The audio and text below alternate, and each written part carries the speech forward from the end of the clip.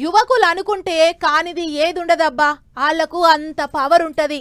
అప్పట్లా Bangladesh దేశంలోన్న యువకులంతా గుంపయ్యి government మీద పడితే దేశ గవర్నమెంటే కూలిపోయింది.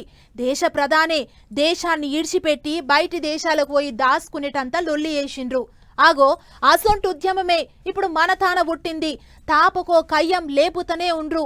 అదే కాక్రోచ్ జనతా పార్టీ లేపిన కయ్యం. ఇయాలేమైందంటే పార్టీ లేదు, పార్టీ జెండా లేదు, ఏ పార్టీ అండా లేదు. వాళ్ళు జిల్లా పురుగులు అన్నారు, వీళ్ళు జంగు లేపుతున్నారు. సెంట్రల్ సర్కార్కు సుక్కలు చూపెడుతున్నారు. సోషల్ మీడియాలో పిలుపునిస్తే పొట్టుగా వదులుతున్నారు సెంట్రల్ సర్కార్ మీదకి జంగు లేపేతందుకు. ఇవాళ మల్లోపాలి దేశ రాజధాని ఢిల్లీలో ఉన్న జంతర్ మంతర్ల జిల్లా పురుగుల గుంపు జంగు లేపింది. కాకుంటే ఇవాళ జనంత గమ్మదిగా నడిచిందుల్లో నిరసన. మొన్న అంబేద్కర్ బొమ్మలు పట్టుకొని వచ్చిన వాళ్ళు ఇవాళ స్టీల్ ప్లేట్లు చెంచాలు పట్టుకొని వచ్చారు. నీట్ పేపర్ లీక్ అయినందుకు సెంట్రల్ చదువుల మంత్రి ధర్మేంద్ర ప్రధాన్ సార్ ధర్మంగా రాజీనామా చేయాలి. పేపర్ లీక్ అయిందని రందితోని జీవిడిచిన వాళ్ళ ఇంటి వాళ్ళకు మనిషికో ₹1 లెక్కన నష్టపరిహారం ఇవ్వాలనేది మనోళ్ళ మెయిన్ డిమాండ్.